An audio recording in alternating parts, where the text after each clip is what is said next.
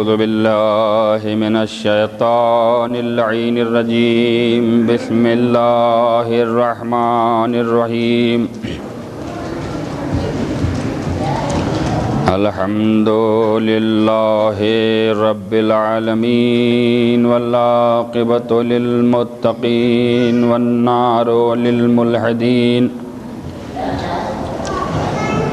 والصلاة والسلام على أشرف الأنبياء والمرسلين المخاطب بطه وياسين سيدنا ونبينا وطبيب قلوبنا وانيس نفوسنا مولانا مقتدانا الأمي المكي المدني العرشي الهاشمي سدرة المنتهى قاب قوسين محبوب رب المشرقين والمغربين جد الحسن والحسين أبي القاسم محمد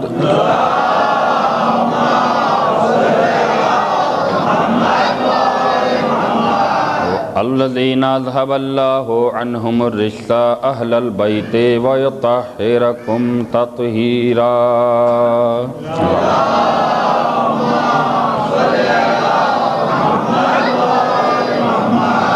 وعلى أهل بيته الطيبين الطاهرين المعصومين المظلومين المنتخبين المنتجبين ولعنة الدائمة على أعدائهم أجمعين من يومنا هذا إلى يوم الدين آمين يا رب العالمين أما بعد فقد قال سبحانه تبارك وتعالى في محكم كتابه المبين وهو أصدق الصادقين وقوله الحق بسم الله الرحمن الرحيم إنا علينا للهدى وإنا لنا للآخرة والأولى صلوات پڑھ دیں محمد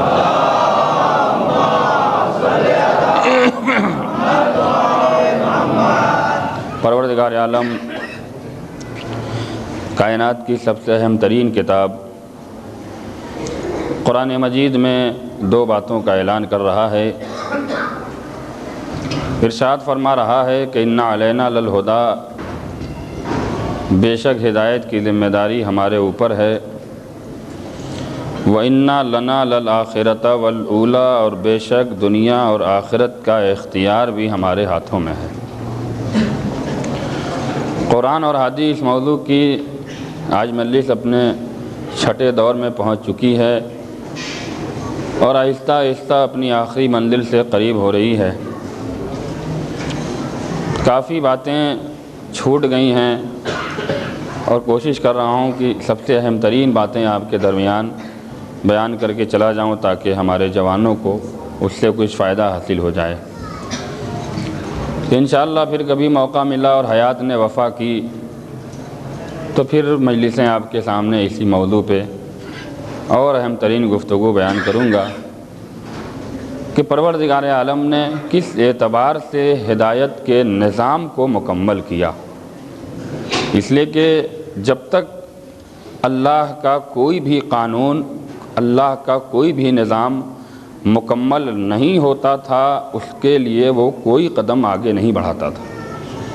لہذا یہ اطمینان ہے کہ جو اس نے نظام بنایا ہے سارے نظام مکمل ہیں، جو اس نے قانون بنایا ہے کوئی قانون ادھورا نہیں چھوڑا، سارے قانون مکمل ہیں۔ اب کن انداز سے اور کس طرح سے اللہ نے ان چیزوں کو مکمل کیا ہے اس کے لیے بہت وقت چاہیے اور بہت ساری مجلسیں چاہیے بیان کرنے کے لیے۔ جو میں نے محنت کیا ہے اور جو میں نے مطالعہ کر کے ان ساری چیزوں پہ میں نے غور کیا ہے کہ پروردگار عالم نے کس طرح سے ہادیوں کو بھیج کر کائنات کے نظام کو مکمل کیا ہے۔ لہذا مجبوری یہ بھی ہے کہ فقط عقلی دلیلیں پیش کرتا ہوں اور آپ کی زبان میں ہی گفتگو کرنے کی کوشش کرتا ہوں تاکہ میری محنت رائگاں نہ ہو۔ اب پروردگار عالم نے جس اعتبار سے ہدایت کے قانون کو مرتب کیا ہے، آج اس بات کو کچھ حد تک مکمل کر کے اصل گفتگو تک آنا چاہتا ہوں کہ آپ اندازہ کیجئے کہ اس نے ہدایت کی ذمہ داری لی اور خود، ہم کو یقین نہیں ہے لیکن خود اللہ نے قرآن مجید میں اعلان کیا ہے کہ ہم اس کو مکمل کر چکے، اور اہل علم کا مجمع ہے اور وہ آیتیں جو آپ بے شمار بار پڑھتے ہیں، علماء سے سنتے ہیں، لیکن جب اس کی تفسیر میں نے پڑھی تو شاید یہی آیت ہے جس پر اللہ اعلان کر رہا ہے۔ ہم نے ہدایت کی ذمہ داری لی تھی، آدم کو ہم نے بھیجا، نوح کو ہم نے بھیجا، ابراہیم کو ہم نے بھیجا، عیسیٰ کو ہم نے بھیجا، موسیٰ کو ہم نے بھیجا، یوسف کو ہم نے بھیجا۔ فقط بھیجا ہی نہیں، کمال بھی ہم نے دیا، صفت بھی ہم نے دیا، اختیار بھی ہم نے دیا، ہنر بھی ہم نے دیا، علم بھی ہم نے دیا، طاقت بھی ہم نے دیا، عبادت کا طریقہ بھی ہم نے سکھایا، جنگ کرنے کا سلیقہ بھی ہم نے سکھایا، حیات کا شعور بھی ہم ہی نے انہیں دیا، سارے کمالات ہم نے دیے۔ اللہ کہہ رہا ہے نا، یہ باتیں وہ بیان کر رہا ہے، سارے کمالات اس نے دیے ہیں۔ 1,24,000 انبیاء بھیجے اور اس نے کہا کہ اب یہ تمہارے لیے ایک چھوٹا سا نمونہ ہے ہدایت کا، اصل ہدایت تو اب آگے شروع ہونے والی ہے، جس کا سلسلہ امامت کے ذریعے شروع ہونے والا ہے۔ آپ اندازہ کیجئے یہ مسلمان کیوں نہیں امامت کے مسئلے پر غور کرتا ہے، یہ کیوں نہیں اماموں کے کردار پر توجہ رکھتا ہے کہ جو پروردگار عالم انسانوں کی ہدایت کے لیے 1,24,000 انبیاء کو بھیجے، کم سے کم جب امامت کا سلسلہ شروع کیا تھا تو آدھی فہرست برابر کر لیتا۔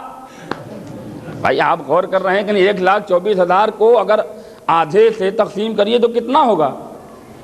اہل علم بیٹھے ہوئے ہیں، 1,24,000، بہرحال میں میتھ کا الزام نہیں لینا چاہتا ہوں اور سوچ لیجئے گا کہ کتنا ہوا، تو آدھا ہی اس کا امامت کا سلسلہ رکھتا۔ آپ عدد کو دیکھیے، فقط 12 امام کے کردار سارے نبیوں کے کردار پر بھاری، اور اب سارے نبیوں کو 12 امام سے ڈیوائیڈ کریے کہ ایک امام کے انڈر میں کتنے نبی آ رہے ہیں۔ بھائی کیا کہنا چاہ رہا ہوں میں نے اپنا ریسرچ کیا ہے، بیان کر رہا ہوں کہ فقط 12 امام کو 1,24,000 انبیاء سے ڈیوائیڈ کریے۔ میں سارے نبیوں کی بات نہیں کر رہا، یوں تو ہمارا عقیدہ ہے کہ کوئی نبی، اب مسلمانوں سے فقط ایک بات کہہ کر گفتگو آگے بڑھانا چاہتا ہوں کہ اے مسلمانوں، جب ایک امام کے برابر 10,000 نبی نہ آ سکے، بھائی میں نے ہلکا سا ڈیوائیڈ کیا ہے، ایک امام کے مد مقابل 10,000 نبی نہیں آ سکے تو تم بنیا بقال، چوری کرنے والے، ڈکیتی کرنے والے، زندگی بھر جھوٹ بولنے والے، نہ خاندان کا پتہ نہ باپ کا پتہ، کسی چیز کا علم ہے، وہ آئے ہیں امامت سے مقابلہ کرنے کے لیے۔ تو جب نبی مقابلہ نہ کرنے کی ہمت کر سکے تو تم کیسے مقابلے کے لیے سوچتے ہو اور امامت سے انکار کرتے ہو؟ لہذا ان مسلمانوں کو غور کرنا چاہیے کہ کس اعتبار سے نظام ہدایت کو پروردگار نے مکمل کیا۔ اب سارے بھیج چکے، آخری امام کا بھی اس نے جب سلسلہ جاری رکھا اور ایک منزل آئی کہ قرآن مجید میں اللہ کہہ رہا ہے کہ جب سارے نظام ہدایت کو مکمل کر دیا تو کہتا انا ہدیناہ السبیل وَإِمَّا شَاكِرًا وَإِمَّا كَفُورًا۔ اب دیکھیے کیا پروردگار تمہیں فیصلہ سنا رہا ہے کہ ہم نے تم سے ہدایت کا وعدہ کیا تھا، ہم نے تمہارے لیے ہدایت کے راستے معین کر دیے۔ اب اس کے بہت سے ترجمے، ہم نے تمہارے لیے ہدایت کا بندوبست کر دیا، ہم نے تمہارے لیے صحیح راستہ دکھانے کے لیے ہادیوں کو معین کر دیا، اب تمہارا اختیار ہے کہ اس کے لیے شکر ادا کر کے شاکر بندے بن جاؤ یا انکار کر کے کافر بندے بن جاؤ۔ اب یہ نظام مکمل ہونے کے بعد اللہ نے 2 باتیں بیان کی ہیں، قرآنی گفتگو کر رہا ہوں اور انتظار کر رہا ہوں ان لوگوں کا کہ جن کے لیے ہمیں کچھ باتیں بیان کرنا ہے۔ اللہ نے 2 بات، نظام ہدایت مکمل ہو گیا، 2 باتیں اس نے کی ہیں کہ اس کا شکر ادا کر کے شاکر بندے بن جاؤ، انکار کر کے کافر بندے بن جاؤ۔ اب یہ تو طے ہو گیا کہ جو ہدایت سے انکار کرے گا وہ کافر ہو جائے گا۔ اب چاہے ہدایت نبوت کی شکل میں ہو، چاہے ہدایت رسالت کی شکل میں ہو، چاہے ہدایت امامت کی شکل میں ہو، یہی تو اللہ غور کرا رہا ہے کہ اب اگر تم نے میرے کسی ہادی کا انکار کر دیا تو کافر بن جاؤ گے۔ مسلمان کیوں نہیں غور کرتا ہے؟ تو آدم کا انکار تو مسلمان نہیں کر رہا ہے، نوح کا انکار نہیں کر رہا ہے، ابراہیم کا انکار نہیں کر رہا ہے، اسماعیل کا انکار نہیں کر رہا ہے، سارے نبیوں کو برداشت کر لیا۔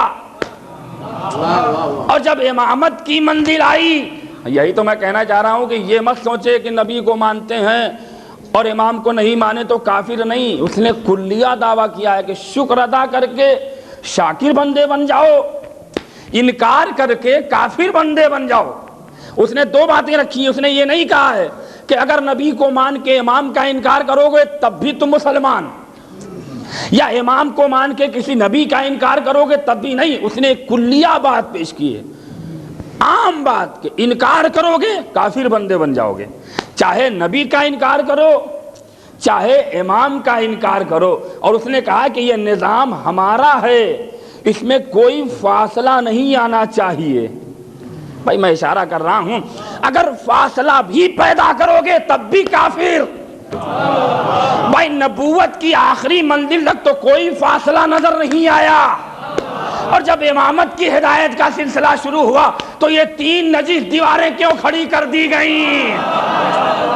صلوات پڑھ دیں محمد والے محمد پہ۔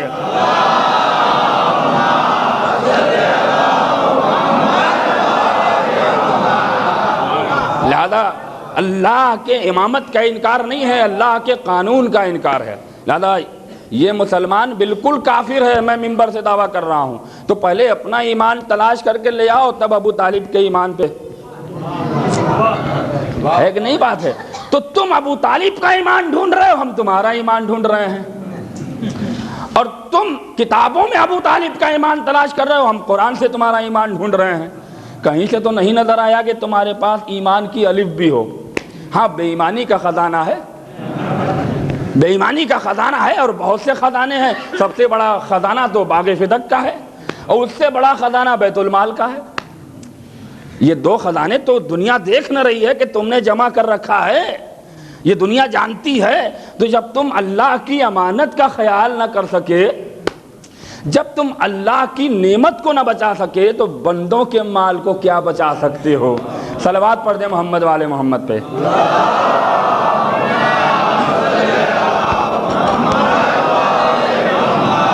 دور حاضر کی آخری امامت، اب اس پہ دلیل سنیے، گفتگو آگے بڑھ رہی ہے۔ اللہ نے کس طرح سے اس کو پہچنوایا ہے قرآن مجید میں۔ نظام ثابت کر رہا ہوں اور بات مکمل کر رہا ہوں کہ جب اس نے آدم کو بھیجا تو طے ہے کہ کچھ نہیں پیدا کیا تھا۔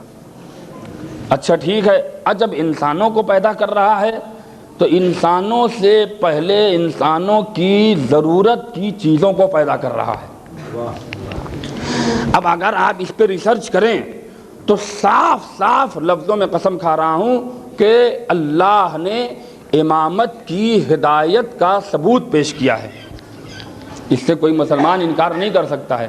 میں کہوں گا پروردگار آدم کے بعد آدمیوں کو پیدا کر دیتا، اس کے بعد زمین کا فرش بچھاتا، آسمان کا شامیانہ لگاتا، یہ ساری نعمتیں پیدا کرتا۔ اللہ نے کہا انسانی حیات کی بقا کے لیے کچھ نعمتوں کا ہونا لازم ہے۔ ہاں یہ دنیا مانتی نہیں۔ اچھا ٹھیک ہے، پروردگار زمین پیدا کر دیا تھا، رہنے کی جگہ تو مل نہ گئی۔ انسان کسی اجنبی شہر میں جاتا ہے تو پہلے سر چھپانے کے لیے مکان ڈھونڈتا ہے، کھانے کی فکر بعد میں کرتا ہے، کہتا ہوں تو کہیں بھی کھا لیں گے، پہلے کمرہ ڈھونڈو رہنے کے لیے۔ یہ انسانی مزاج ہے کہ نہیں ہے؟ تو پروردگار تو نے اسے رہنے کے لیے زمین دے دی تھی اور آسمان کی چھت دے دی، اس کا ٹھکانہ ہو گیا، اس کے بعد پیدا کر دیتا انسان کو، اس کے بعد ساری نعمتوں کو پیدا کرتا۔ اللہ آواز دے گا ہم تمہیں پیدا کرنے والے ہیں، ہم جان رہے ہیں کہ تمہاری حیات کے لیے جو چیز ضروری ہے اسے پہلے پیدا کر دو۔ لہذا کیا ضروری ہے انسانی حیات کے لیے؟ کہا پانی ضروری ہے، پانی ضروری ہے، پانی کو پہلے پیدا کیا کہ اگر پانی نہیں رہے گا تو انسان مر جائے گا، ہے نا؟ ہدایت کا نظام مکمل کر رہا ہے نا پروردگار۔ ٹھیک ہے، پانی اس نے پیدا کر دیا۔ انسانی حیات کی بقا کے لیے غذا بہت ضروری ہے، لہذا اس نے پہلے غذا کو پیدا کیا۔ انسانی حیات کی صحت باقی رکھنے کے لیے سورج کی روشنی ضروری ہے، سورج کو پہلے پیدا کر دیا، چاند کو پہلے پیدا کیا، یعنی جو انسانی حیات کے لیے لازم اور ضروری ہیں پروردگار نے ان ساری چیزوں کو پیدا کیا، اب اس کے بعد انسانوں کو پیدا کر رہا ہے۔ اچھا، اب مسلمان غور کیوں نہیں کرتا ہے کہ اللہ کا مزاج کیا ہے کہ جو چیز پیدا کر دیا وہ قیامت تک رہے گی، بس تم آتے اور جاتے رہو گے۔ بھائی اب یہ لوگ نہ خوش ہو جائیں کہ مولانا آج ہماری حیات کی صنعت بانٹ رہے ہیں۔ اللہ نے کہا جس کو ہم نے جو چیز پیدا کر دیا وہ اب ختم ہونے والی چیز نہیں ہے، بس تم ہو، آتے رہو گے اور جاتے رہو گے۔ یہ انسانی حیات کا ایک فلسفہ ہے۔ اچھا پروردگار تو نے کیا پیدا کیا؟ کہ انسانی حیات کے لیے پانی لازم ہے، پانی پہلے پیدا کر دیا، پانی پہلے پیدا کیا، پانی رہے گا تم نہیں رہو گے۔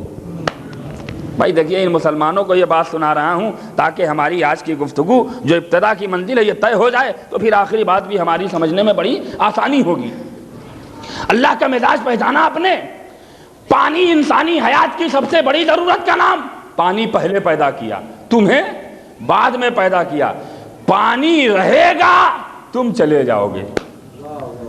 غذا انسانی حیات کے لیے سب سے بڑی ضرورت کا نام، پہلے پیدا کیا، تمہیں بعد میں پیدا کیا۔ غذائیں رہ جائیں گی، تم تھوڑا سا آمادہ ہو جائیے، چلے جاؤ گے۔ زمین تمہاری سب سے بڑی ضرورت، اسے پہلے پیدا کیا، تمہیں بعد میں پیدا کیا، زمین رہ جائے گی، تم چلے جاؤ گے۔ آسمان تمہاری ضرورت کا نام ہے، آسمان کو پہلے پیدا کیا، تمہیں بعد میں پیدا کیا، آسمان رہ جائے گا، تم چلے جاؤ گے۔ عزیزو ایک ایک چیز کو ذہن میں رکھیے، ساری نعمتیں اللہ نے پہلے پیدا کر دی، تمہیں بعد میں پیدا کیا، تم چلے جاؤ گے۔ وہ نعمت رہ جائے گی تو ہدایت بھی سب سے بڑی ضرورت کا نام۔ ہادی پہلے بھیجا، تمہیں بعد میں پیدا کیا، تم چلے جاؤ گے، ہادی رہ جائے گا۔ صلوات پڑھ دے محمد والے محمد پہ۔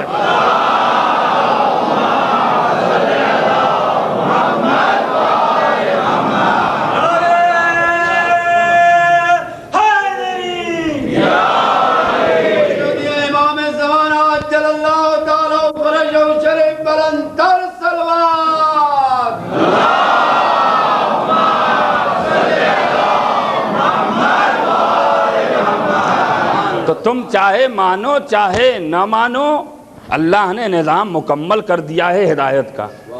تم آؤ گے، چلے جاؤ گے، اس کی اصل نعمتیں جہاں ہیں وہیں رہ جائیں گی۔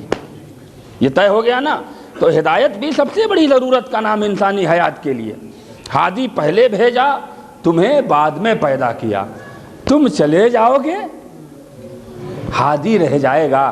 عزیزو ایک اعتراض تھی جو میں نے بات کو کہ مسلمان نے، علامہ مودودی نے بھی اس کو بڑے صاف لفظوں میں لکھا ہے کہ جب سب کچھ آل محمد کے نام ہی اللہ کو کرنا تھا تو پھر ہمیں کائے لیے پیدا کیا۔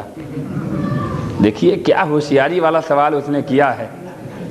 جنت دیکھو تو آل محمد کے نام، برزخ آل محمد کے نام، تسلیم و کوثر آل محمد کے نام، کعبہ آل محمد کے نام، مدینہ آل محمد کا نام، کربلا آل محمد کے نام، ہے نا سب چیزیں۔ حالانکہ مدینہ پہ قبضہ جمایا گیا ہے، مگر پھر بھی مسلمان سوچتا ہے کہ یہ تو 4 دن کا ہے، اصل قبضہ تو انہی کا ہے۔ کیوں نہیں غور کرتا ہے مسلمان میری باتوں پر؟ تو جب سب کچھ اللہ نے کو آل محمد ہی کے نام کرنا تھا تو پھر ہمیں پیدا کہے لیے کیا تھا؟ ہم نے کہا سرکار مر گئے ہو، پتہ نہیں کس عالم میں ہو گئے، تم بھی مالک جنت بن جاتے، بن سکتے تھے، تم بھی ساقی کوثر بن سکتے تھے، بن سکتے تھے، کوئی بہت بڑی بات نہیں تھی، کوئی بہت بڑا کمال نہیں تھا، تم چاہتے تو بن سکتے تھے، کچھ نہ کچھ تو تمہیں مل جاتا، چھوٹا ہی عہدہ مل جاتا، 150 گرام کچھ مل سکتا تھا۔ لیکن جو اللہ نے قانون مرتب کیا تھا حیات کا، اس پہ عمل تو کر لیتے بھائی. اب میں نے آیت پڑھی تھی کہ انا ہدینا السبیلا و اما شاکر و اما کفورا, ہم نے تمہارے لیے ہدایت کا بندوبست کر دیا, تم چاہے شکریہ ادا کر کے شاکر بندے بن جاؤ, چاہے انکار کر کے کافر بندے بن جاؤ. اب آگے ارشاد فرما رہا ہے لئن شکرتم لازیدنکم, اگر شکریہ ادا کرو گے نعمتوں میں اضافہ کرتا چلا جاؤں گا. لئن کفرتم ان عذابی لشدید, لیکن اگر ہماری نعمتوں کا انکار کرو گے تم پر عذاب شدید نازل کروں گا. بھائی اب یہیں پہ قانون مرتب ہو گیا اور میری بات مکمل ہو گئی کہ آل محمد کو ہر چیز کا مالک اللہ نے کیوں بنایا. قانون مرتب, شکریہ ادا کرو گے نعمتیں بڑھتی رہیں گی, انکار کرو گے عذاب خدا میں مبتلا ہو جاؤ گے. تو تم وہ کہ نعمت ملنے کے بعد بھی اللہ کا شکریہ بھول گئے. آئے ہائے میرا جملہ ضائع ہو رہا ہے, غور کریے کہ کتنی نعمتوں کا ان سبوں نے انکار کیا ہے. تو تم وہ کہ نعمت ملنے کے بعد بھی اللہ کا شکریہ بھول گئے, اور آل محمد وہ کہ نعمت بعد میں آتی تھی, شکر کا سجدہ پہلے ادا ہوتا تھا. صلوات پڑھ دے محمد والے محمد پہ.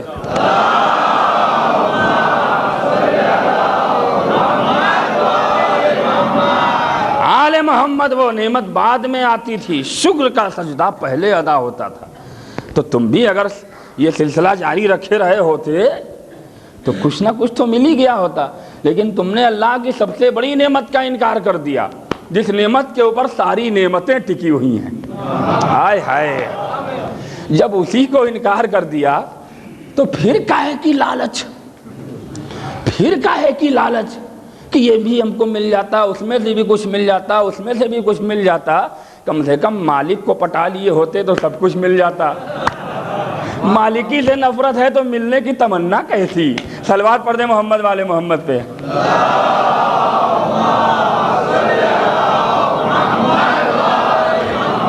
اب بات آئی ہے میرا عزیزو تو گفتگو اسی طرح پھیل جاتی ہے, وقت اسی طرح نکل جاتا ہے, چونکہ ایک دلیل کو ثابت کرنے کے لیے دوسری دلیل اسی سے ملتی ہوئی آ جاتی ہے نا. بی بی عائشہ کی میں نے بات کی تھی, علماء اہل سنت نے صاف لفظوں میں لکھا ہے کہ جتنا رسول شہزادی کا احترام کرتے تھے انہیں ناگوار گزرتا تھا, اور پوچھتی تھی کہ ہم نے آج تک نہیں دیکھا کہ کوئی باپ اپنی بیٹی کے لیے احترام میں کھڑا ہو. تو رسول ڈانٹ دیتے تھے کہ تمہیں اس کا مرتبہ نہیں معلوم, اس لیے کہ ہم اسے پہچانتے ہیں اور جانتے ہیں, تم فقط اسے میری بیٹی سمجھتی ہو, میں اسے اپنے رسالت کا حصہ سمجھتا ہوں. اب انہوں نے لکھا کہ چلے جاتے تھے, کبھی شہزادی سے بحث کر رہی, کبھی رسول سے بحث کر رہی, کبھی ان سے جھگڑا, کبھی ان سے جھگڑا. اچھا بھائی ٹھیک ہے, یہ تاریخ ہے نا جملہ کہ شہزادی سے یہ ام المومنین کافی بحث کیا انہوں نے, کافی جھگڑا کیا ہے. یہ تاریخ کے لفظوں میں, یہ تاریخ کی کتابوں میں یہ سارے الفاظ محفوظ ہیں. آپ کبھی تاریخ کو ٹٹولیے گا تو کہیں نہ کہیں دو لائن میں مل جائے گا کہ ام المومنین شہزادی سے فقط جلتی ہی نہیں تھی بلکہ آمادہ ہو جاتی تھی جھگڑا کرنے کے لیے. اتنی چڑ تھی رسول کے احترام پہ, رسول کے محبت سے. اب مسلمان کہتا ہے کہ یہ جنت کی ملکہ بنائی جائیں گی. اب قرآن اور حدیث سے ثابت کر دوں کہ ان کا کیا حشر ہوگا وہ بھی ثابت ہو جائے. اب یہ طے ہو گیا نا کہ شہزادی سے انہیں جلن, نفرت اور جھگڑا, یہ تین بات ذہن میں رکھیے گا. حضور سرور کائنات نے شہزادی کے لیے ایک حدیث فرمایا, اور وہ حضور جس کے لیے قرآن پہلے ہی مہر لگا چکا ہے کہ وما ینطق عن الهوى ان هو الا وحی یوحی, یہ کچھ نہیں بولتا ہے, وہی بولتا ہے جو وحی پروردگار ہوتی ہے, جو مرضی پروردگار ہوتی ہے. تو اب اگر رسول کچھ بولے تو رسول نہیں بول رہا ہے بلکہ پروردگار بول رہا ہے. اب اس نے کیا کہا, فاطمہ سیدت نساء الجنہ. حضور کی حدیث ہے کہ فاطمہ جنت کی عورتوں کی سردار ہے. ہر جگہ ایک ہی سردار ہوتا ہے, 4-5 سردار کا انتخاب نہیں ہوتا. تو اب عزیزو جملہ کہہ کر آگے بڑھنا ہے اور سمجھنا آپ کا کام ہے, اشارہ کر دینا میرا کام ہے. یہ طے ہو گیا کہ رسول کی حدیث نہیں بلکہ اللہ کہلوا رہا ہے کہ ان عورتوں کو بتا دو کہ ہماری جنت کی ملکہ تمہاری بیٹی ہوگی. اس جنت کی سردار وہی ہوگی، اسی کے اختیار میں جنت ہوگی۔ تو اب اگر کوئی بیوی جنت جانا چاہتی ہیں تو کنید بن کے تو جا سکتی ہیں، جھگڑا کر کے نہیں جا سکتی۔ صلوات پڑھ دیں محمد والے محمد پہ۔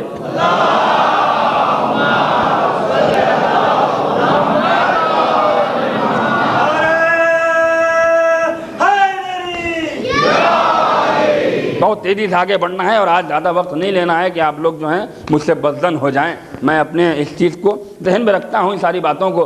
تو اب یہ طے ہو گیا کہ امام ہے، سنیوں کے ایک بہت بڑے عالم کا واقعہ ہے۔ یہ فقط دلیلیں ہیں ہدایت کی منزل پر امام کی۔ ہمارے چھٹے امام، امام جعفر صادق علیہ السلام،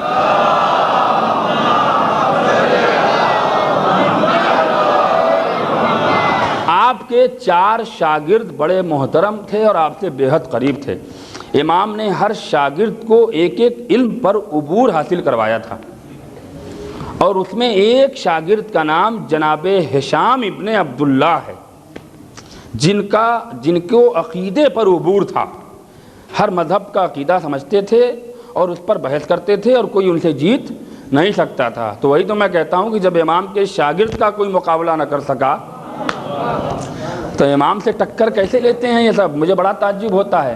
اب سنیے، ایک بہت بڑا ان کا عالم جو امام کا انکار کر رہا تھا، کہتا ہشام ہم کیسے مان لیں کہ کوئی نہ کوئی ہر دور میں کسی نہ کسی ایک امام کا ہونا ضروری ہے؟ ہم اس بات کو نہیں مانتے، ہم اس بات کو نہیں مانتے ہیں کہ ہر دور میں ایک نہ ایک امام کا ہونا ضروری ہے اور کوئی دور امام سے خالی نہیں ہوگا۔ ہشام نے کہا اس کو اگر ہم نے عربی فارسی میں سمجھا دیا تو یہ سمجھ نہیں پائے گا، اس کو لاؤ اسی کی بات میں، اسی کی دلیل میں سمجھا دوں تو یہ کبھی بحث نہیں کرے گا۔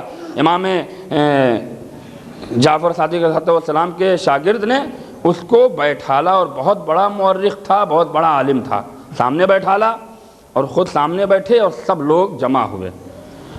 کہا دیکھو، ہشام نے کہا کہ دیکھو میں تم سے کچھ سوال کروں گا، تمہیں فقط ہاں اور نہیں میں جواب دینا ہے، اس پہ کراس کوئسچن کرنے کی ضرورت نہیں ہے۔ اگر کراس کوئسچن کرو گے تو میں تمہیں بھرے مجمع میں ذلیل کر کے اٹھاؤں گا، اور اگر ہاں نہیں میں جواب دیتے رہو گے تو تمہارے مسئلے کا حل ہو جائے گا۔ امام کے شاگرد نے کہا یار کچھ پھنساؤ گے تو نہیں؟ کہ نہیں، تم چونکہ انکار کر رہے ہو لہذا وہ دلیل سن لو۔ کہا اچھا ٹھیک ہے۔ امام نے 3 بار کہا کہ وعدہ کر کہ جو سوال میں کروں گا فقط ہاں اور نہیں میں جواب دے گا، کچھ 3-5 کرنے کی ضرورت نہیں ہے۔ کہا اچھا ٹھیک ہے، منظور ہے۔ اب امام نے کہا دیکھو بھائی، اس نے وعدہ کر لیا ہے، امام کے شاگرد نے، ہشام ابن عبداللہ نے۔ اب انہوں نے پہلا سوال کیا کہ یہ بتا تیرے پاس آنکھ ہے؟ کہہ رہا پاگل ہو گئے ہو کیا، یہ بھی کوئی سوال ہے؟ کہا میں نے کہا ہاں یا نہیں میں جواب دینا ہے۔ تمہارے پاس آنکھ ہے؟ کہا ہاں ہے۔ کہا اچھا کیا کام کرتے ہو؟ اما آنکھ کیا کام کرتی تمہیں نہیں پتا ہے؟ یہ کوئی پوچھنے کی بات ہے؟ میں نے کہا کہ جو میں سوال کروں وہی جواب دو۔ کرا اس سے اچھی بری چیزوں کو دیکھتا ہوں۔ کہا اچھا کان ہے؟ پھر غصہ آیا، یہ کون سا سوال ہے، یہ کون سا سوال ہے؟ کہا میں نے کیا کہا تھا کہ ہاں اور نہیں میں جواب دینا ہے۔ کہا ہاں ہے۔ کہا اس سے کیا کام کرتے ہو؟ پھر غصہ ہوا، ارے بھائی کان ہے کیا کام کرتا ہے، اچھی اور بری آواز سنتے ہیں۔ کہا اچھا زبان ہے؟ نہیں بتائیں گے، اٹھ کے بھاگنے لگا۔ یہ بیوقوفی والا سب سوالات کر رہا ہے، میں پوچھ رہا ہوں کہ امام کا ہونا ضروری نہیں۔ کہا بیٹھ، ابھی سب کچھ پتہ چل جائے گا۔ تو کہا کہ بھائی اس کا جواب تم لوگ دے دو، میں جا رہا ہوں۔ تو امام کے شاگرد نے کہا کہ یا تو کہہ کے جا کہ میں جھوٹا، میرا خاندان جھوٹا، میرا استاد جھوٹا، اور یا یہ کہے کہ میں سچا، میرا امام سچا، امام کا خاندان سچا۔ کہہ رہی تو بہت بڑی بات کہہ دیا، بیٹھ گیا۔ کہا نہیں اچھا بھائی مسئلہ حل ہو جائے۔ زبان ہے؟ ہاں ہے۔ کیا کام کرتے ہو؟ کہا بولتے ہیں، اچھی اور بری باتیں کرتے ہیں۔ ناک ہے؟ ہاں ہے۔ کیا کام کرتے ہو؟ کہا اچھی اور بری چیزوں کو سونگھتے ہیں۔ کہا اچھا ٹھیک ہے۔ دل ہے؟ اب میرا پچھتا رہا ہے کہ کیا کیا سوال. ہاں ہے, کیا کام کرتے ہو؟ یہ بھی کوئی پوچھنے کی بات ہے؟ ارے بھائی بتاؤ کیا کام کرتے ہو؟ کیا سوچتا ہوں, اچھی بات سوچتا ہوں, بری بات. دماغ ہے. اب عزیزو روک رہا ہوں پورے مجمع کو, کیا ایک امام کے شاگرد نے ثابت کیا ہے امامت کو, دماغ ہے. کہاں ہے؟ کیا کام کرتے ہو؟ ہمیں یہ کوئی سوال ہے؟ ہر سوال ایسے ہی پوچھ رہے ہو, بالکل بچوں کی طرح سوالات کر رہے ہو. کہ ہم بچوں ہی کی باتوں سے بڑوں کو سمجھا دیا کرتے ہیں. کہاں ہے؟ کہا کیا کرتے ہو؟ کہا دماغ کا دوسرا نام عقل ہے. کہا پھر کام کیا کرتے ہو؟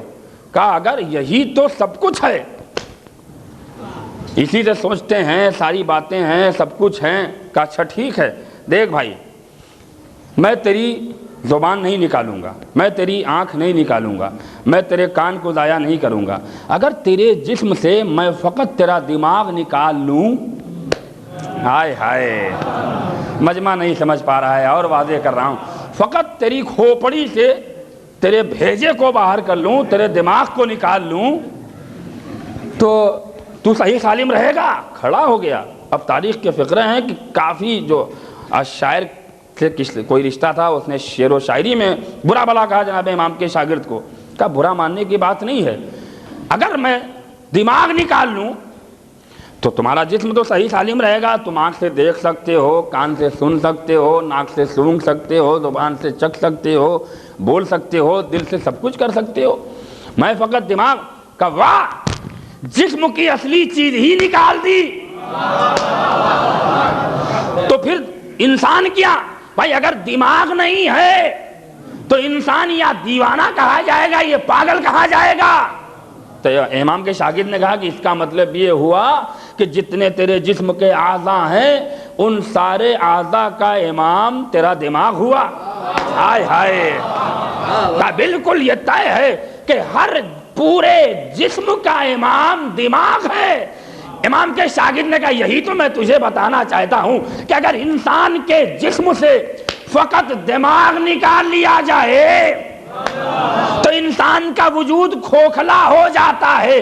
لہذا جب انسان کا جسم بغیر امام کے سلامت نہیں رہ سکتا تو اتنی بڑی دنیا, اتنی بڑی کائنات بغیر کسی امام کے کیسے چل سکتی ہے؟ صلوات پڑھ دے محمد والے محمد پہ.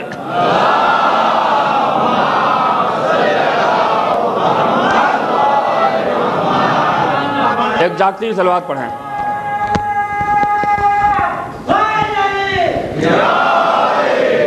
لہذا یہ طے ہو گیا کہ امام ہر دور میں ہوتا ہے. اب عزیزو اپنے جوان دوستوں کے لیے ایک اہم ترین سوال کا جواب دینا چاہتا ہوں, اور یہی چاہتا ہوں کہ کچھ انہیں بھی معلومات حاصل ہو جائے. سنیوں کا ایک سوال ہے, ہمارا عقیدہ ہے, کیا بالکل قرآن کی آیت بھی ہے, رسول نے کہا ہے کہ اولو ما خلق اللہ نوری, سب سے پہلے ہمارا نور خلق ہوا, میرا نہیں ہمارا. میرا کہے ہوتے تو ان سبوں کو بڑا موقع مل گیا ہوتا. میرا واحد, ہمارا جمع. اب ہمارے میں سب آ گئے نا, سب آ گئے. اسی لیے انہوں نے آگے چل کے وضاحت کر دی کہ مجھے الگ مت کر دینا, انا وعلی من نور واحد. کیا کہنا, میرا سلام ہو رسول کے مزاج و فکر پر کہ ان سبوں کو ہر جگہ بتایا ہے, کوئی سسپینس بات نہیں رکھی, مگر پھر بھی یہ الجھانا چاہتے ہیں, الجھا دیتے ہیں کہ یہ قوم گمراہ ہو جائے. بھائی جس کا امام کبھی گمراہ نہ ہوا, اور آج بھی ایک امام ہماری ہدایت کے لیے ہمارے لیے زندہ ہے, تو یہ قوم گمراہ کیسے ہو سکتی ہے؟ میں نے ایک مجلس میں پڑھا تھا کہ آل محمد سب سے پہلے پیدا کیے گئے. یہ طے ہے, ہمارا عقیدہ ہے کہ عالم ارواح میں, عالم انوار میں آل محمد کا نور اللہ نے سب سے پہلے خلق کیا, اس کے بعد کائنات پیدا کی, اس کے بعد نبی پیدا کیے, ساری چیزیں پیدا کی. ایک سنی عالم نے بڑھ کر سوال کیا کہ انتظام حیدر صاحب یہ بتائیے کہ اللہ نے آل محمد کو سب سے پہلے کیوں پیدا کیا؟ ہمارا یہ یقین ہے, عقیدہ ہے, دعویٰ ہے. اب اگر کوئی دوسرے مذہب والا آپ سے یہ سوال کر دے ہمارے کسی جوان بھائی سے, تو ہے کسی کے پاس اس کا جواب؟ دعوے کے ساتھ ایک دلیل بھی رہنی چاہیے اپنے پاس, تاکہ کوئی اگر آپ پہ کمنٹس کرے تو اس کا جواب ہو، اس لیے کہ جو دعویٰ ہے اس کے ساتھ ساتھ ثبوت بھی آپ حضرات رکھا کریے۔ اب دلیل دے رہا ہوں، اسے یاد رکھیے گا، قرآن سے نہیں، عقلی دلیل دے رہا ہوں کہ طے ہے کہ عالم انوار میں آل محمد سب سے پہلے خلق کیے گئے۔ اس کی وجہ کیا ہے؟ اس لیے کہ اللہ اپنی کسی نعمت کو آل محمد سے بلند کرنا گوارا نہیں سمجھ رہا تھا۔ اب یہ جملہ بھاری ہو گیا، اور آسان کر دوں، ایک دلیل دے دوں، ایک مثال دے دوں کہ کیوں پیدا کیا آل محمد کو اللہ نے سب سے پہلے، کیوں پیدا کیا۔ ایک دسترخوان پہ باپ اور بیٹے بیٹھے ہوئے کھانا کھا رہے تھے۔ اب عزیزو، اگر یہ میری مثال آپ کے سمجھ میں آ گئی تو یہ دلیل بھی ہماری مجھے کہنے کی ضرورت نہیں پڑے گی، آپ سمجھ جائیں گے۔ باپ اور بیٹے دسترخوان پہ بیٹھے کھانا کھا رہے تھے کہ بیٹا ایک حجرے میں گیا اور وہ ایک آم لے کر آیا۔ آم کاٹا گیا، باپ نے کھایا اور بیٹے نے کھایا۔ باپ نے کہا کہ کیا لذیذ آم ہے، کیا میٹھا آم ہے۔ تو بیٹے نے پلٹ کر کہا کہ بابا یہ آم جو کھا رہے ہو یہ میری وجہ سے ہوا ہے۔ کہا تیری وجہ سے کیا ہے؟ کہا یہ میرا احسان ہے کہ یہ آم تم کھا رہے ہو، اگر میں اسے نہ لگاتا، نہ اس کی پرورش کرتا، نہ اسے پروان چڑھاتا تو یہ پھل تم تک کیسے پہنچتا، لہذا میرا احسان ہے۔ باپ نے کہا اچھا تیرا احسان ہے، اگر یہ بات ہے تو احسان میرا ہے۔ بیٹے نے کہا کہ تمہارا کیا احسان، تمہارا کیا احسان؟ کہا اگر اسے میں اپنی زمین پہ تجھے لگانے نہ دیتا، اگر اسے میں تجھے اپنی زمین پہ لگانے نہ دیتا تو یہ تو کیسے اسے پیدا کرتا، کیسے اس کی پرورش کرتا، کیسے اسے پروان چڑھاتا۔ جیسے ہی باپ نے احسان جتایا، زمین چیخ کر بولی کہ خاموش، احسان تیرا نہیں میرا احسان ہے، اگر میں نے اسے اپنی گود میں پالا نہیں ہوتا، ہائے ہائے، اگر میں نے اسے اپنی گود میں پالا نہیں ہوتا تو لاکھ بیج کو بو دیتا، میں نہیں چاہتی تو نہیں نکل پاتا۔ جیسے ہی زمین نے احسان جتایا، سورج نے چیخ کر کہا کہ خاموش ہو جا زمین، احسان تو میرا ہے کہ اگر میں نے اسے اپنی تپش نہ دی ہوتی تو اس کے اندر شیرینی مٹھاس پیدا نہ ہوتی۔ جیسے ہی سورج نے احسان جتایا، ہواؤں نے چیخ کر کہا کہ سورج خاموش ہو جا، فقط تیرا احسان نہیں، احسان تو میرا بھی اس میں شامل ہے کہ ہم نے اگر اسے گہوارے میں جھلا کر ذائقے کی لوریاں نہ سنائی ہوتی تو یہ پھل کیسے لذیذ ہوتا۔ جیسے ہی ہواؤں نے احسان جتایا کہ چاند نے چیخ کر کہا کہ ہواؤں خاموش ہو جاؤ، فقط تمہارا ہی احسان نہیں ہے، احسان میرا بھی ہے کہ اگر ہم نے اسے چاندنی نہ دی ہوتی تو اس کے اندر قوت پیدا نہیں ہوتی۔ جیسے ہی چاند نے احسان جتایا، ڈمڈماتے ہوئے ستاروں نے بھی آواز میں کہا ارے چاند، فقط تیرا ہی احسان نہیں ہے، احسان اس میں میرا بھی ہے کہ اگر ہم نے اس کے اوپر اپنی نظر کرم نہ رکھی ہوتی تو یہ بچتا نہیں، یہ ختم ہو گیا ہوتا۔ تو میرے عزیزوں، میرے بزرگوں، میرے جوانوں، میرے دوستوں، تو اب ایک پھل اس پر بیٹے کا احسان، باپ کا احسان، زمین کا احسان، آسمان کا احسان، سورج کا احسان، ستاروں کا احسان، ہواؤں کا احسان، قسم کھا رہا ہوں ایک نعمت پر، ایک پھل پر باپ کا احسان، زمین کا احسان، اور سب نے احسان جتا دیا۔ بس یہی وجہ تھی کہ آل محمد کو اللہ نے ان ساری چیزوں سے پہلے پیدا کر دیا تاکہ زمین نہ کہہ سکے کہ میرا احسان، آسمان نہ کہہ سکے کہ میرا احسان، سورج نہ کہہ سکے کہ میرا احسان۔ صلوات پڑھ دے محمد والے محمد پہ۔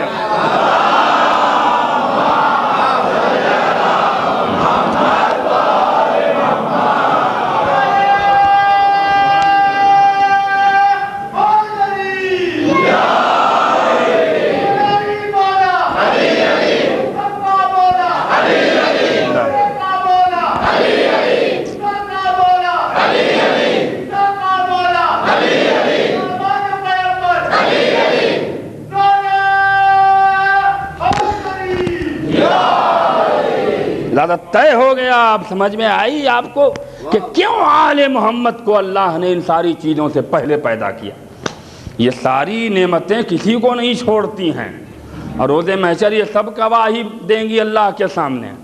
یہ زمین بھی گواہی دے گی کہ پروردگار اس نے کہاں پر ہمارا صحیح استعمال کیا اور کہاں پہ اس نے ہمارا غلط استعمال کیا۔ لہذا اللہ نے یہ قانون ہی پلٹ دیا آل محمد کے لیے کہ اب زمین بھی نہیں کہہ سکتی کہ میرا احسان، سورج بھی نہیں کہہ سکتا کہ میرا احسان، چاند بھی نہیں کہہ سکتا کہ میرا احسان، ہوائیں بھی نہیں کہہ سکتی کہ میرا احسان۔ اب مجھے جملہ کہہ کے مکمل کرنے دیجیے بات کو۔ ارے ان کا کیا احسان ہوگا آل محمد پر؟ احسان تو آل محمد کا ہے ان کے اوپر۔ پھر جملہ دہرا رہا ہوں، دلیل دے کر بات کو مکمل کرنا چاہتا ہوں۔ ان کا کیا احسان ہوگا آل محمد پر؟ بلکہ آل محمد کا احسان ہے ان کے اوپر کہ جن کے صدقے میں یہ پیدا کیے گئے۔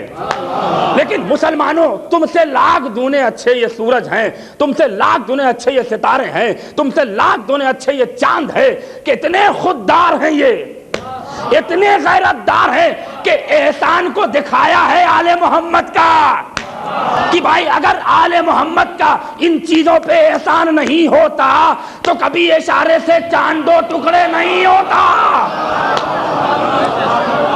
اگر آل محمد کا احسان ان ساری نعمتوں پر نہیں ہوتا تو علی کے ایک اشارے پر ڈوبتا ہوا سورج نہیں پلٹتا۔ اور سب سے بڑی بات تو یہ ہے کہ اگر احسان ان کا نہ ہوتا تو کبھی ستارہ در سیدہ پہ نہیں آتا۔ صلوات پڑھیں محمد والے۔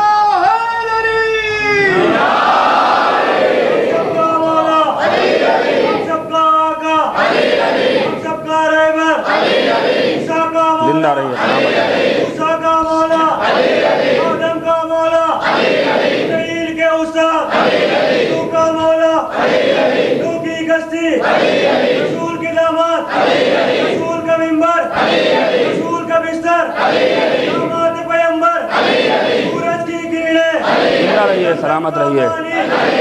سورج کی کرنیں، علی علی، کعبے میں ولادت، علی علی، مسجد میں شہادت، علی علی، من کنتو مولا، علی علی، من کنتو مولا، علی علی، عباس کے بابا، علی علی، فاطمہ کے شوہر، علی علی، میرا پیار سے بولو، میرا زور سے بولو، میرا مل کے بولو، نعرہ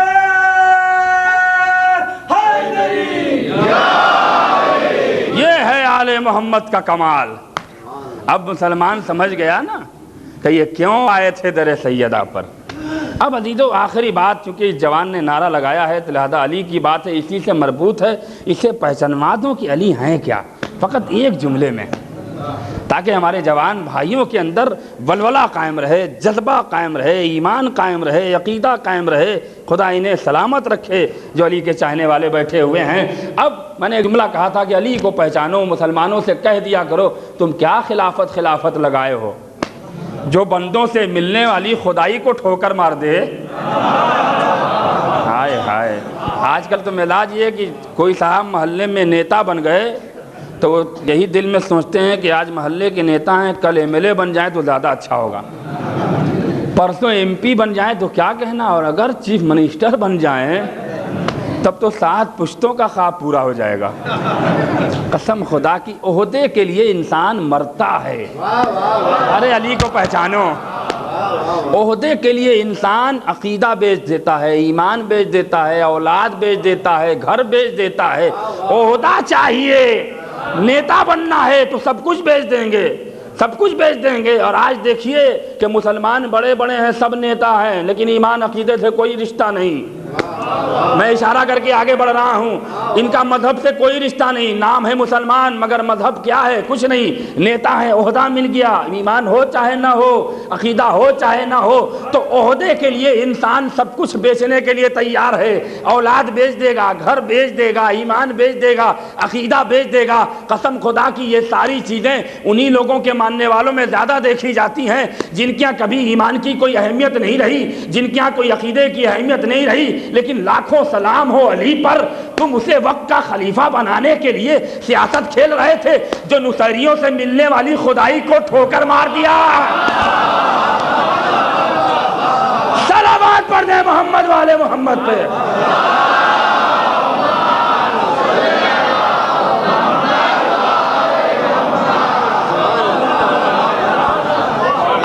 آخری دلیل، اور وقت بالکل میرے پاس نہیں ہے، آخری دلیل علی کو پہچانی ہے کہ جب سورج ڈوب رہا تھا اور بارگاہ ربوبیت میں قدم رکھ چکا تھا، کیوں پلٹا؟ آپ کو پتا ہے کیا اگر مرضی پروردگار اس میں شامل نہ رہی ہوتی تو سورج پلٹ جاتا؟ بڑے سے بڑے سائنس والے ترقی کر چکے ہیں، بڑے سے بڑے اگر ہواؤں کا رخ بدلتے ہیں تو بہت بڑی بات ہے، نہ کہ ڈوبتا ہوا سورج پلٹاتے ہیں۔ کم سے کم اتنا اگر سائنس ترقی کر گئی ہے کہ ہوا پورب سے پچھم چل رہی ہے تو کوئی مشین کے ذریعے، بڑے بڑے پنکھوں کے ذریعے اس ہوا کو پچھم سے پورب دھکیل دیں، بھائی پچھم سے پورب ہوا اس کا رخ بدل دیں۔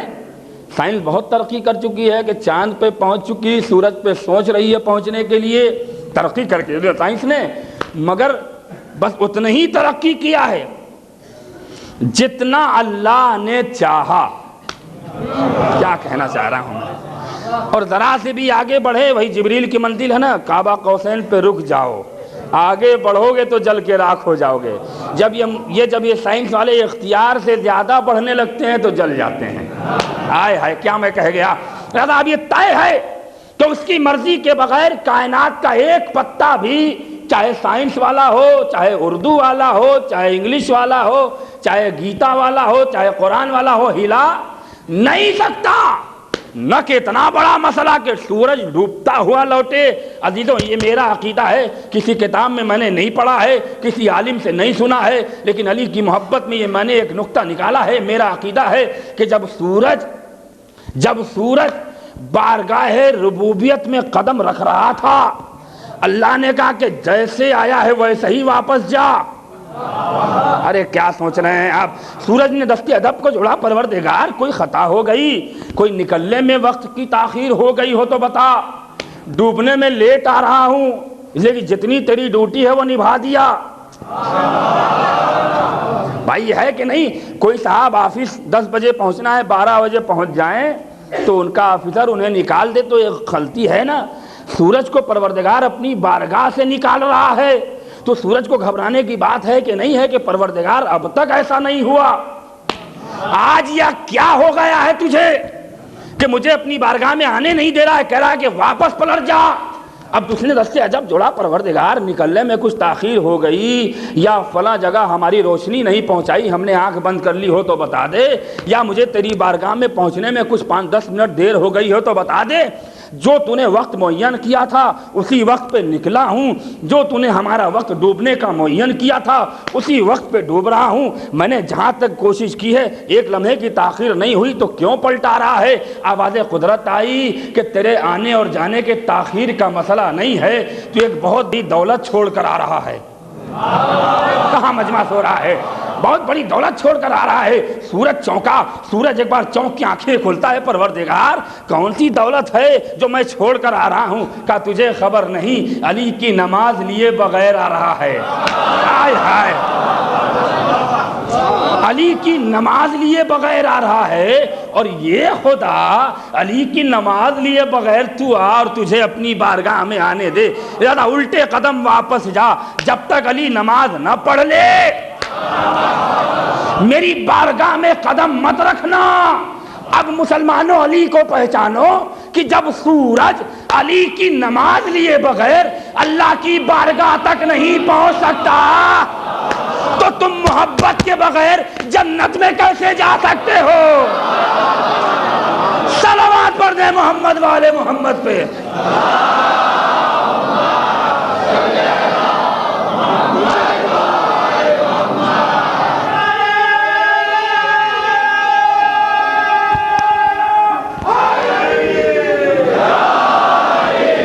اب علی سمجھ میں آئے کہ جس کی نماز کے بغیر سورج داخل بارگاہ پروردگار نہیں ہو سکتا۔ یہ اچھے خاصے 6 فٹ کے سب کھا کھا کے پیٹ پھلائے ہیں معاویہ کی طرح، جسم دیکھیے، داڑھی دیکھیے، ماشاء اللہ ہے، چہرے پہ کیا پھٹکار برستی ہے کہ نور بھی پھیکا اس کے آگے۔ ہائے ہائے ہائے ہائے، برا لگ رہا ہوگا، لیکن پہچانو علی کو، پہچانو، سورجی سے سبق لے لو۔ یہ سورج کم سے کم کوس رہا ہوگا تمہیں کہ ہم نماز کے بغیر گئے تو ڈھکیل دیے گئے، تم محبت کے بغیر جاؤ گے تو وہاں تمہیں جنت مل جائے گی، وہاں تمہیں یہ تسلیم و کوثر کی روانی مل جائے گی، وہاں تمہیں جنت کے باغات دکھائے جائیں گے۔ قسم خدا کی ایسے جلا کے کوئلہ کی طرح راکھ کیے جاؤ گے کہ اگر اس کوئلے کو بازار میں بھی لا کے بیچا جائے تو کوئی لینے کے لیے تیار نہیں ہوگا۔ صلوات پڑھ دیں محمد والے محمد پہ۔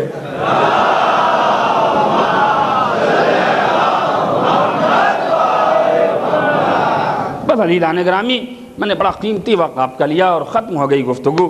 کل کی مجلس میں نے یہ ارادہ کیا ہے کہ صلح حدیبیہ کا کچھ خاکہ پیش کروں گا جو میں نے کچھ کتابوں سے حاصل کیے ہیں۔ مسئلہ یہی ہے کہ اردو میں یہ سارے واقعات کم ہیں، فارسی اور عربی کی کتاب میں زیادہ ہیں، اور چونکہ اس کا ٹرانسلیشن نہیں ہوا ہے لہذا وہ باتیں ہم تک بہت کم پہنچائی گئی ہیں کہ کیسے صلح حدیبیہ ہوئی، کس بات پر ہوئی، کن شرطوں پہ ہوئی، اس کے بعد کیا ہوا۔ ہلکا سا خاکہ پیش کر کے کچھ اور باتیں بیان کر کے زحمت کو تمام کروں گا، اور انشاءاللہ پرسوں صلح حسن کے بارے میں کچھ بیان کروں گا۔ بس یہی تین چار باتیں اہم ترین ہیں جو اپنے جوانوں تک پہنچانا چاہتا ہوں۔ بس ایک ہلکی سی گزارش ہے کہ جو حضرات آ رہے ہیں وہ مسلسل آنے کی کوشش کریں گے تاکہ انہیں کچھ ہماری مجلس سے اگر کچھ بھی حاصل ہو گیا تو ہماری خطابت کا حق ادا ہو جائے گا، اور شہزادی ہو سکتا ہے کہ اسی بہانے ہماری مجلسوں کو قبول فرما لیں۔ تو لہٰذا آپ یہ بالکل ہے، بالکل وقت بالکل تنگ ہے، بالکل ختم ہو چکا ہے، 2-3 مجلس اور رہ گئی ہیں، اس کے بعد تو پھر رونا ہے جس کے لیے ہم پیدا کیے گئے ہیں، اور وہ تاریخ بھی آ رہی ہیں کہ جس میں اگر ہم نہیں روئیں گے تو پھر ہم مر جائیں زیادہ اچھا ہے۔ اس لیے کہ دعا کیا کریے جب کسی کو رونا نہیں آئے، خاص طور سے ان دنوں میں، تو امام کہتے ہیں کہ وہ اپنے مرنے کی دعا کیا کرے۔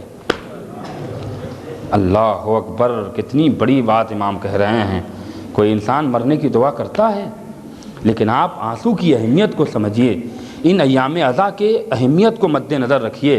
کہتے ہیں کہ اگر میرے جد کے مصائب میں سب رو رہے ہیں اور تمہیں رونا نہیں آئے تو اسی مجلس میں 2 دعا کیا کرو۔ یا تو کہو میری دادی سے دعا کیا کرو کہ شہزادی آپ کو واسطہ ہے کہ مجھے بھی رونے والوں میں شامل ہونے کی توفیق عنایت فرما، اس لیے کہ اللہ جو مسلسل مصائب حسین سن کر نہیں روتا ہے اس کے دل میں پتھر ڈال دیتا ہے۔ اللہ اکبر، لیکن اسے شہزادی ہی حل کر سکتی ہیں۔ اور اس کے بعد بھی امام کہتے ہیں کہ رونا نہیں آئے تو پھر اپنے مرنے کی دعا کیا کرو کہ پروردگار مصائب حسین پہ رونا نہیں آتا ہے، بہتر ہے کہ مجھے اٹھا لے۔ اللہ اکبر، گریے کی اہمیت سمجھیے، مجلس حسین کی اہمیت سمجھا کریے میرے عزیزوں، میرے دوستوں، میرے بزرگوں۔ ہاں، اب وہ منزل قریب آ رہی ہے کہ جہاں آج کے دن اگر میری بات کو کسی نے سوچ لیا تو رومال سیدہ میں آنسو دے کر آج کی مجلس میں اٹھے گا، اور اگر نہیں اٹھے گا تو اسی درمیان مجلس میں امام ایک علامہ سید رضی کے علاوہ امام سید محمد باقری، ان سارے علماء نے ایک روایت نقل کی ہے کہ جب کسی کی کوئی دعا قبول نہ ہو، تھک چکا ہو، تو جب ہمارے جد کا مصائب پڑھا جائے، امام کا مصائب پڑھا جائے اور مومنین بآواز بلند رو رہے ہوں تو اس گریے کے درمیان جناب عباس کا واسطہ دے کر دعا مانگا کرو، اور جناب سکینہ کا واسطہ شہزادی براہ راست پوری کرتی ہیں، وہ فرش ہی پہ دعا قبول ہوتی ہے، اٹھنے کی ضرورت بھی نہیں، اسی وقت دعا قبول ہوتی ہے۔ یہ تجربہ ہے، گریے کی اہمیت سمجھیے۔ جب مومنین رویا کریں تو دل سے دعا مانگا کریے، پروردگار تجھے اس گریے کا واسطہ ہے، تجھے مصائب حسین کا واسطہ ہے کہ یہ جو مومنین رو رہے ہیں مجھے بھی توفیق دے کہ میں بھی حسین کے مصائب پہ رویا کروں، مجھے بھی توفیق دے کہ میں بھی فاطمہ کے لال پہ آنسو بہایا کروں، اور اپنی مشکلوں کو سامنے رکھ کے شہزادی سے دعا کر لیا کرو، تمہاری مشکلیں دور ہو جائیں گی، تمہاری مرادیں پوری ہو جائیں گی۔ مگر شرط یہ ہے کہ روتے ہوئے دعا مانگنا، ایسے شہزادی دعا قبول نہیں کرتی ہیں۔ ہاں، آج اس ننھے مجاہد کا مصائب پڑھنے کا ارادہ رکھتا ہوں کہ جس کے لیے تاریخ پڑھنے والے بھی حیرت میں ہیں۔ سنیے گا، میں شہادت حسین، شہادت علی اصغر کا واقعہ نہیں پڑھوں گا چونکہ بچے سنتے ہیں، ذاکرین پڑھ چکے ہیں، لیکن یہ سوچا کریے کہ ذکر آل محمد کبھی پرانا نہیں ہو سکتا، مصائب حسین کبھی پرانا نہیں ہے۔ آج بھی صدیوں سے محرم منایا جا رہا ہے، اور ایک ہی طریقہ ہے شہادت کا، سارے مصائب کربلا کے وہی ہیں، لیکن جب بھی پڑھا جاتا ہے تو محسوس یہ ہوتا ہے کہ بالکل تازہ مصائب ہے، جیسے تازے واقعات ہیں۔ یہ معجزہ ہے قسم خدا کی، یہ آل محمد کے مصائب اور فضائل کا معجزہ ہے کہ کبھی پرانا محسوس نہیں ہوتا ہے۔ مگر ہاں حسین پہ رونے والوں، میں فقط یہی آج کی مجلس میں دعا کروں گا، پروردگار ہر ماں کی گود کو آباد رکھنا، ہر ماں کی گود کو آباد رکھنا۔ عزیزو روایت سنیے گا تڑپ جائیے گا، فقط روایت پڑھوں تو مصائب کا حق ادا ہو جائے گا۔ بس یہ ہے کہ آج سے یہ سوچ کر مجلس میں آیا کریے کہ چاہے سبحان اللہ کہوں چاہے نہ کہوں، مگر یا حسین ضرور کہہ کے رہوں گا، واہ حسینہ ضرور کہہ کر رہوں گا۔ ہاں میرے چاہنے والوں، اے حسین کے عزاداروں، اے جوانوں، اے بزرگوں، اب چند دن امام ہمارے درمیان مہمان رہ گئے ہیں، پھر سال بھر کے بعد کسے نصیب ہو محرم، کسے نصیب نہ ہو محرم، لہذا بس حسین کے غم میں جتنا رو لو بہت کم ہے۔ ایک غیر مسلم مورخ جس کا اسلام سے کوئی رشتہ نہیں ہے مگر مورخ تھا، تاریخ لکھتا تھا اور تاریخ پڑھتا تھا، ہاں ایک عالم نے بیان کیا ہے کہ وہ واقعات کربلا پڑھ رہا تھا، غیر مسلم مورخ کی بات ہے، واقعات کربلا پڑھ رہا تھا۔ اس نے سب سے پہلے علی اکبر کی شہادت پڑھی اور اس نے پڑھا کہ اس جوان کو برچھی کا پھل مارا گیا، خاموش رہا، تاریخ کی فکر ہے کہ خاموش رہا۔ اس کے بعد اس نے جناب عباس کی شہادت پڑھی کہ اس جوان کے دونوں شانے قلم کیے گئے، ہاں احساس ہوا غم کا مگر خاموش رہا۔ آپ سنیں گے روایت، امام حسین کی شہادت پڑھی خاموش رہا، جناب قاسم کی شہادت پڑھی خاموش رہا، اور محمد کی شہادت پڑھی خاموش رہا۔ لیکن جب اس نے علی اصغر کی شہادت پڑھی اور اس میں یہ اس نے پڑھا کہ اس ننھے بچے کو ایسے تیر سے مارا گیا، اس ننھے بچے کو ایسے تیر سے مارا گیا کہ اگر وہ لوہے کے 7 طبق میں مارا جاتا تو 7 طبق چھید کے تیر باہر چلا جاتا۔ علماء بیان کرتے ہیں کہ جب اس نے پڑھا کتاب پھینکی، حجرے سے باہر آیا، آسمان کے نیچے کھڑا ہوا اور دعا کی، پروردگار ارے ہر شہید کے قاتل کو معاف کر دینا مگر علی اصغر کے قاتل کو معاف مت کرنا۔ جزاکم ربکم، خدا تمہیں کسی غم میں نہ رلائے سوائے غم مظلوم کربلا کے۔ کہتا ہے پروردگار ہر شہید کے قاتل کو معاف کر دینا مگر اس ننھے مجاہد کے قاتل کو کبھی معاف مت کرنا۔ 6 مہینے کی عمر اور اس تیرے سے شعبہ سے شہید کیا گیا جو لوہے کے 7 طبق پہ بھی لگتا، اللہ اکبر، تو پار کر کے نکل جاتا۔ علامہ مجلسی لکھتے ہیں کہ کیا ہو قیامت نثار ہو اس کمسنی پر۔ بس جملہ عزیز سنیے اور رونے کے لیے آمادہ ہو جائیے کہ جسے اتنے بڑے تیر سے مارا گیا اور جب تیر گلوئے اصغر سے پار ہوا تو ننھے مجاہد نے باپ کے چہرے کی زیارت کی اور مسکراتے ہوئے اجل کو گلے لگایا۔ اللہ اکبر، حسین نے زیر آسمان علی اصغر کو رکھا، پروردگار گواہ رہنا کہ میرے ننھے نے بھی مسکرا کر جان دی ہے۔ بس عزیزو میرے پاس طاقت نہیں رہتی ہے کہ میں مصائب پورا پڑھوں، لیکن ہاں اتنا ضرور کہوں گا کہ اے مادر علی اصغر آ کے دیکھو یہ علی اصغر پہ کتنا آنسو بہا رہے ہیں۔ خدا ہر ماں کی گود کو آباد رکھے۔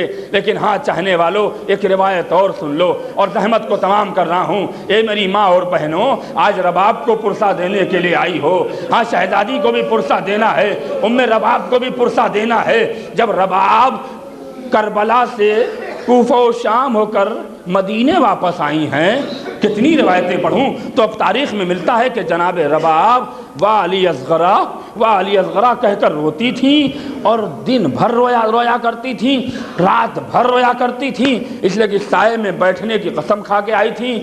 حسین کے لاشے پر آقا اگر آپ کا لاشا بے گورو کفن مقتل میں پڑا ہے تو جا تو رہی ہوں مگر رباب کبھی سائے میں نہیں بیٹھے گی۔ ہاں عزیزو صاحبان اولاد کا مجمع ہے، ہاں ہر وہ ماں کہ جس کے کمسن بچے ماں سے الگ ہو جاتے ہیں تو ماں کو تڑپ ہوتی ہے۔ ہاں اے رباب کے چاہنے والی ہماری ماں اور بہنوں، روایت سنو گی تڑپ جاؤ گی۔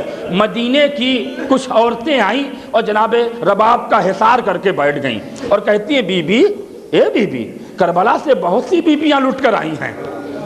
بس عزیزو ایک ماں ہے اپنے بیٹے کا غم بیان کر رہی ہے، میں نے کہا نا کہ شہادت علی اصغر کا واقعہ نہیں پڑھنا ہے، روایت پڑھنا ہے۔ ایک ماں اپنے بیٹے کا غم بیان کر رہی ہے، کتنا درد ہوگا لہجے میں، کتنی تڑپ ہوگی سینے میں۔ یہ رباب سے کوئی جا کر پوچھے۔ مدینے کی عورتوں نے گھیرا، بی بی اور بھی بی بی آئی ہیں کربلا سے، ام لیلہ بھی آئی ہیں، جوان بیٹا مارا گیا، شہزادی زینب بھی آئی ہیں، بھیا مارا گیا، اللہ اکبر، مادر قاسم آئی ہیں، قاسم کی لاش پامال ہوئی، مگر بی بی سب رو رو کر خاموش ہو گئی۔ مگر آپ ہیں کہ جب سے مدینے میں آئی ہیں ایک پل کے لیے خاموش نہیں ہوتی ہیں، والی اصغرا والی اصغرا کہہ کر رویا کرتی ہیں۔ ہاں رونے والوں، رباب نے کیا جواب دیا؟ اے بیویو، تم نے انصاف نہیں کیا۔ جزاکم ربکم، خدا ان رونے والوں کو سلامت رکھے۔ بس چاہنے والوں، مجلس تمام ہو رہی ہے، چند فقرے مصائب کے مجلس تمام ہو رہی ہے۔ ایک ماں اپنے بیٹے کا غم بیان کر رہی ہے، اللہ اللہ کتنا درد رہا ہوگا۔ سنتے ہو، سنو گے، جب رباب نے علی اصغر کا مصائب بیان کیا ہے تو مدینے کی ساری عورتیں روتے روتے بے ہوش ہو گئیں، بے ہوش ہو گئی، اور یہ دعا کر کے رباب سے گئی، پروردگار اس بی بی کو اٹھا لے، اس کا غم دیکھا نہیں جاتا۔ اللہ اکبر، میں کیسے مصائب کے فقرے ادا کروں؟ تو جناب رباب نے ان مدینے کی عورتوں سے کہا تم نے انصاف نہیں کیا۔ ایک ماں بیٹے کا غم بیان کر رہی ہے، مدینے کی عورتوں نے کہا شہزادی کچھ غلط کہہ دیا، کیا یہ سچ ہے کہ علی اکبر مارا گیا؟ یہ سچ ہے کہ قاسم مارے گئے؟ یہ سچ ہے کہ ہمارے والی و وارث حسین شہید کیے گئے؟ یہ سچ ہے کہ انہوں محمد مارے گئے؟ مگر اے بیویو، کربلا میں جو بھی مارا گیا ہے وہ فقط ایک بار شہید ہوا، مجلس تمام ہو گئی، فقط ایک بار شہید ہوا۔ مگر اے مدینے کی عورتوں، میرا بیٹا تو دو دو بار شہید ہوا۔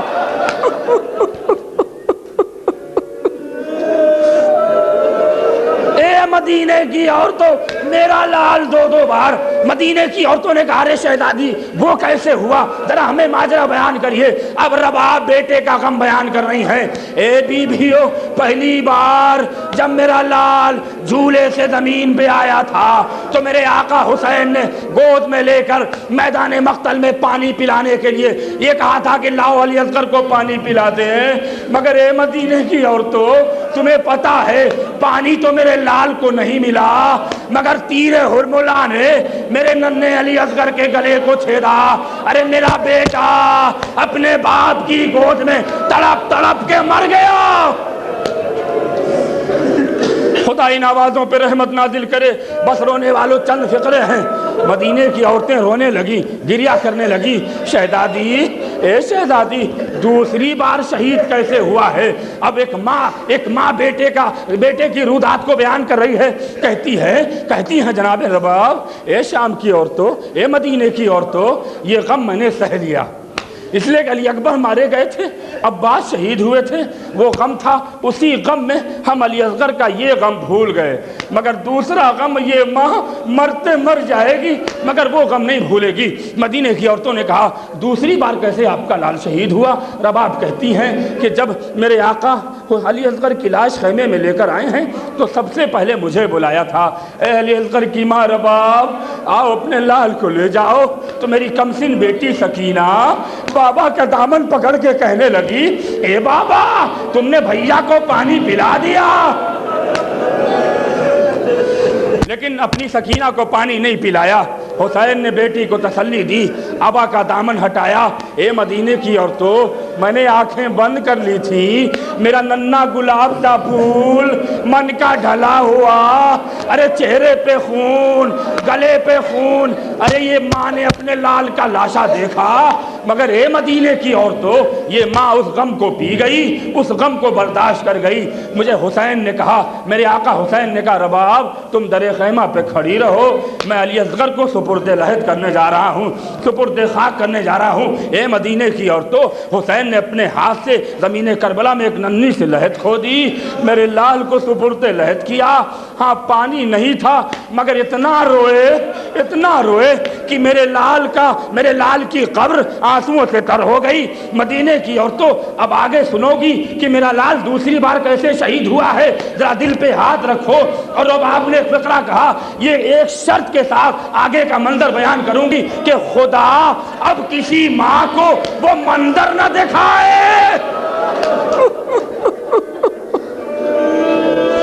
जो मैंने अपने लाल अली असगर का देखा। आदि तो रबाब बयान करती हैं कि जब हुसैन शहीद हुए, अली अकबर मारे गए, शाम गरीबा की मंजिल करीब है कि मैंने क्या देखा, कुछ जालिम हाथों में नेज़ा लिए ज़मीने करबला पे चुभाते हुए आ रहे हैं। मैं तड़प गई। फिदा ने कहा, ए रबाब, अली असगर की खैर। बस अजीजों, चंद फिक्र मसाइब के हैं। माँ बयान कर रही है अपने लाल के गम को। हाँ, मदीने की औरतें रो रही हैं, हाय ये गम हुआ। हाँ अजीजों, बस आखिरी फिक्रे हैं, आवाज बुलंद करके रो लेना ताकि रबाब को तसल्ली हो जाए कि मेरे लाल पे इतने रोने वाले आए हैं। अल्लाह अकबर। रबाब कहती हैं कि नेज़े घोड़े बड़ी तेजी से आगे बढ़ रहे थे और शकी जालिम बड़े बड़े नेज़े लेकर ज़मीन करबला पे चुभो रहे थे। मैंने फिज़्ज़ा से कहा, ए फिज़्ज़ा, मैं दुआ करती हूँ तुम आमीन कहना। मैं कैसे जुमले अदा करूँ रोने वालों, मैं दुआ करती हूँ तुम आमीन कहना। फिज़्ज़ा ने कहा, हाँ शहज़ादी, का मेरे बच्चे की खैर हो। ए मेरे परवरदिगार, मेरे लाल को बचा लेना। मगर परवरदिगार ने हमारी इस दुआ को कबूल न किया। हाँ अजीज़ों, रबाब कहती हैं कि मैं दरे खैमा से खड़ी हुई मंजर देख रही थी। एक माँ बयान कर रही है कि एक शकी ने मेरे लाल की कब्र के करीब पहुँचकर पहले मेरे लाल की कब्र को गौर से देखा और अपने सिपाहियों को आवाज़ दी, आओ आओ, वो नन्हा लाशा मिल गया जिसे तीर हुरमुला से शहीद किया गया था। ये कहने के बाद मैं दरे खैमा पे हाथ जोड़ के कहती रही, ए शकी, मेरे बच्चे को मत निकाल, मेरे लाल को मत निकाल। मगर ए मदीने की औरतों, एक जालिम ने ऐसा नेज़ा मारा, मेरे अली असगर का लाशा नेज़ों में चुभता हुआ बाहर आया। बस अजीजों, मजलिस तमाम हो गई। रबाब कहती हैं कि मैं बेहोश हो गई, फिज़्ज़ा को पकड़ के गिर गई। ए परवरदिगार, अरे रबाब को ताकत दे, इसलिए कि अभी शाम में सकीना का जनाजा। अल्लाह अकबर। बस अजीजों, मजलिस तमाम हो रही है, आखिरी चंद फिक्रे हैं। जनाब रबाब कहती हैं मदीने की औरतों से, अभी ख़त्म नहीं हुआ। ए मदीने की औरतों, आगे सुनोगी। जब फिज़्ज़ा ने मुझे बेहोशी से होश में ले आई तो मैं दरे खैमा पे खड़ी होके अपने अली असगर को ढूंढ रही थी कि हाय मेरा अली असगर अब नेज़े के साथ कहाँ गया कि एक जालिम ने मेरे सामने मेरे नन्हे अली असगर की गर्दन काटी। अरे रोने वालों, माँ बयान कर रही है, ए मदीने की औरतों, जालिमों ने मेरे सामने मेरे नन्हे अली असगर की गर्दन काटी। अरे सर रख लिया, नन्हा सा जिस्म मेरे सामने फेंका और चले गए। मैं तड़प गई, लाल का लाशा लिए हुए बैठ के कहने लगी, ए मेरे लाल, माँ तुझे बोसा कहाँ दे, तेरा सर जिस्म पे नहीं। ए बेटा, माँ को माफ करना। अरे मदीने में कोहराम हो गया, औरतें रोने लगी, वाली असगरा के नारे बुलंद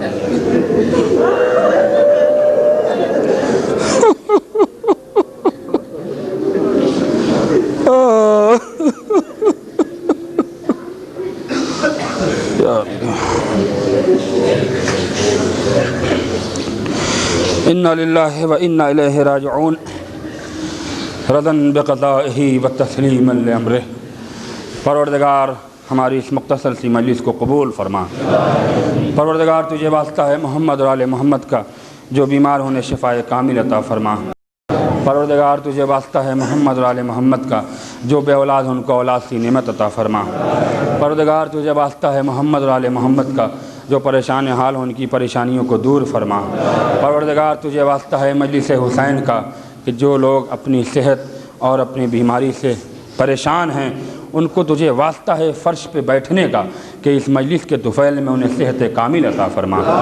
پروردگار جوانوں کے دلوں میں عزاداری کا جذبہ، عبادت کا شوق عنایت فرما۔ ذکر حسین برپا کرنے والوں کو زندہ و سلامت رکھ۔ بانیان مجلس کے درجات میں اضافہ فرمانا، انہیں جوار ائمہ میں جگہ دینا، امام کے ظہور میں تعجیل فرما، ہمیں اس لائق بنا دے کہ ہم ان کے اعوان و انصار میں شمار ہو سکیں۔ ایک بار سورہ فاتحہ پڑھ کر بانیان مجلس کی روح کو اظہار